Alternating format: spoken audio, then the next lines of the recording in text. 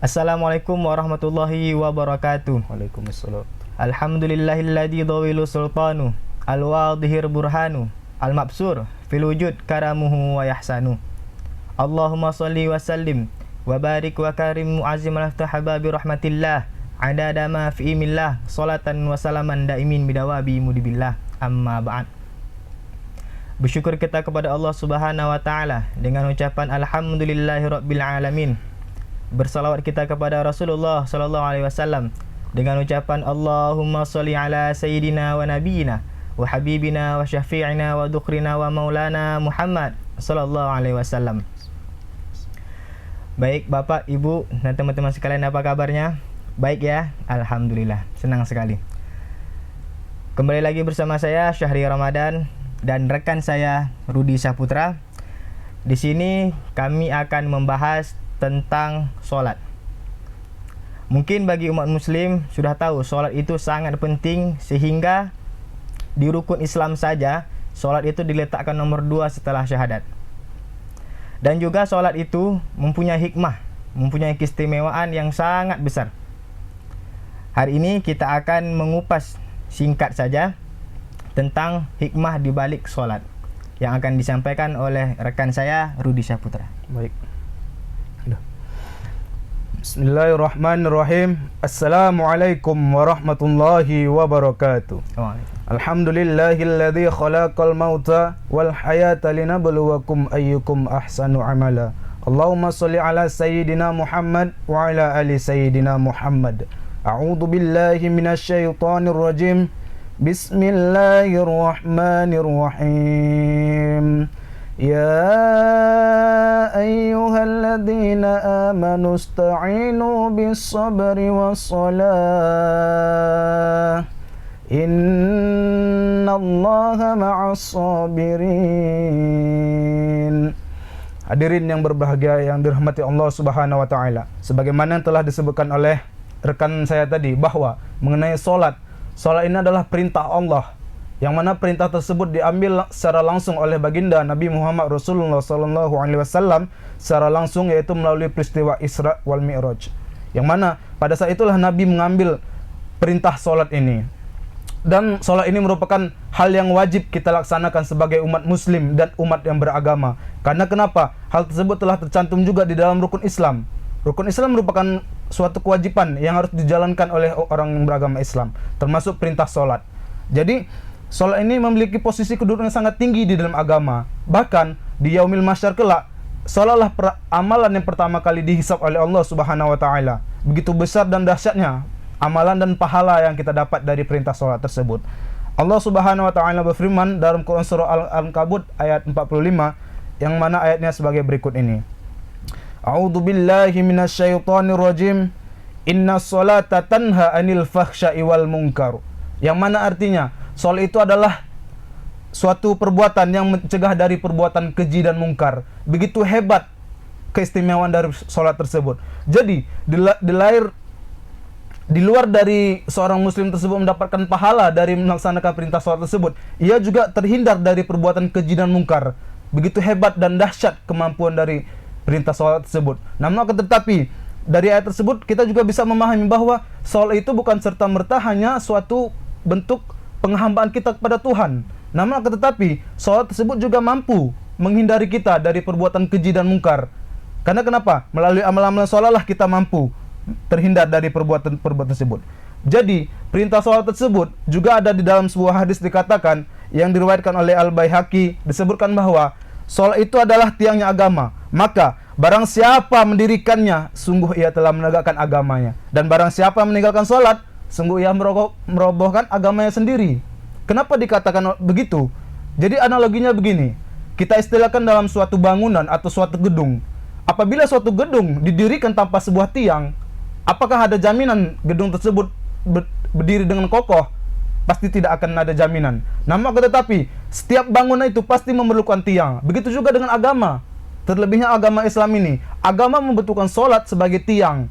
Tiang untuk apa? Untuk menyokong dari agama tersebut. Maka dari itu disebutkan dalam hadis tadi, barang siapa yang mengerjakan solat, maka ia membangun tiang untuk agamanya.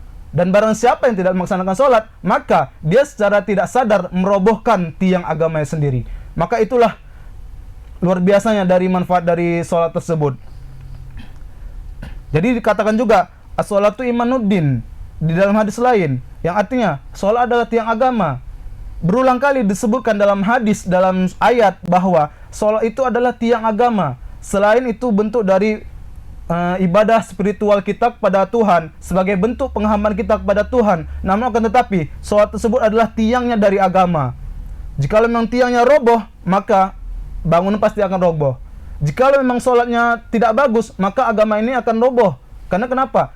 Orang mukmin itu dilihat dari sholatnya, orang muslim dilihat dari sholatnya. Bahkan di luar sholat, orang-orang kafir itu seakan-akan heran dengan perbuatan sholat. Kenapa umat muslim, umat Islam bisa sholat dengan berjamaah, mengikuti satu perintah? Maka mereka sebenarnya takut dengan umat muslim. Karena kenapa? Umat muslim bisa mematuhi satu perintah di bawah satu komando. Itulah keistimewaan dari peristiwa sholat tersebut juga.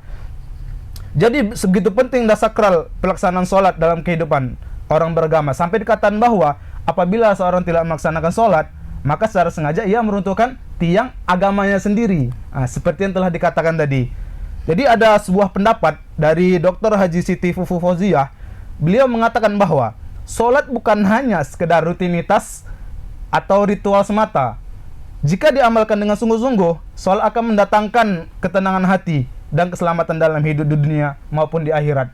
Di dunia sudah jelas, sebagaimana kita refleksikan dalam ayat Al-Ankabut tadi, dijelaskan bahwa sholat itu adalah mencegah dari perbuatan keji dan mungkar. Jika kita tidak mengerjakan perbuatan keji dan mungkar, maka kita akan mendapatkan suatu ketenangan di dalam hidup kita. Namun sebaliknya, jika kita melaksanakan perbuatan keji dan mungkar dalam kehidupan kita sehari-hari, maka bukan ketenangan yang kita dapatkan, malah kegelisahan, kegundahan. Maka dari itu dikatakan bahwa sholat itu adalah untuk mendatangkan ketenangan di dalam hati kita, sebagaimana yang dinyatakan oleh Dr. Haji Siti Fufu Fauziah tersebut. Jadi, sehingga dalam ayat Al-Quran yang lain disebutkan bahwa A'udzubillahi minasyaitonirrajim, Bismillahirrahmanirrahim. Ya ayyuhalladzina amanu sta'inu bis-sabri was-shalah. Innallaha ma'as sabirin. Yang mana artinya, sesungguhnya orang-orang yang sabar dan sholat itu adalah orang-orang yang dirahmati Allah Subhanahu wa taala. Jadi sebegitu hebatnya Allah memerintahkan kepada kita kaum muslim, hai orang-orang yang beriman, sholatlah kamu dan sabarlah. Ada apa di balik sholat tersebut? Maka sholat tersebut seperti yang disampaikan oleh Dr. Haji Fifi tadi, bahwa bisa mendatangkan ketenangan di dalam jiwa kita. Jadi apabila orang yang sholat, hidupnya itu tenang, damai, serasa tidak ada masalah, begitu kan Bang Syahri? Iya. Namun sebaliknya, jika memang orang tidak sholat, maka hidupnya penuh dengan kegelisahan. Kegelisahan akan terus menghantui dalam dirinya. Makanya banyak pernyataan-pernyataan, ungkapan-ungkapan yang mengatakan bahwa sholatlah kamu walaupun kamu belum baik. Jangan kamu sholat menunggu kamu baik. Apa makna dalam kata tersebut? Kita kembali lagi ke dalam Quran surah Al-Ankabut tadi. Allah jelaskan di situ, sholat itu adalah mencegah dari perbuatan keji dan mungkar. Kita terus sholat, terus sholat sampai hidayah datang kepada kita. Disitulah baru kita berhenti melakukan perbuatan keji dan mungkar. Namun akan tetapi ada ungkapan yang mengatakan, kamu ngapain sholat, kamu masih buruk. Itu adalah ungkapan yang salah. Karena kenapa? Kita tidak mengetahui pintu taubat itu diterima dari amalan kita yang mana dan kapan akan diterimanya. Namun yang pasti, kita Allah perintahkan adalah selalu berikhtiar, usaha dan doa. Mungkin itulah yang dapat kita bahas mengenai hikmah di balik sholat tersebut. Sejauh apapun kita dari Allah, saran dari saya adalah sholatlah kita. Karena kenapa? Sholat itu adalah penghambaan kita, bentuk penghambaan seorang hamba kepada Tuhannya melalui sholat. Dan melalui sholat inilah interaksi yang bisa kita lakukan kepada Tuhan kita melalui sholat ini. Jadi Bapak Ibu, sholat itu memang sangat penting sekali, sehingga Nabi kita sendiri yang menjemput sholat itu ke Sidratul Muntaha. Jadi Nabi itu bolak-balik dari bumi ke langit ke Sidratul Muntaha untuk menjemput sholat. Itu nggak cukup sekali naik ke langit, berkali-kali hanya untuk menjemput sholat. Makanya itu sholat bagi umat muslim sangatlah penting. Pesan dari saya, nakal boleh, bergaul boleh, tapi jangan lupakan sholat. Oke. Baik, mungkin itu saja dari kami pembahasan hari ini. Saya Syahri Ramadan. Saya Muhammad Rudi Syahputra. Pamit undur diri. Assalamualaikum warahmatullahi wabarakatuh. Download Tribun X sekarang. Menghadirkan lokal menjadi Indonesia.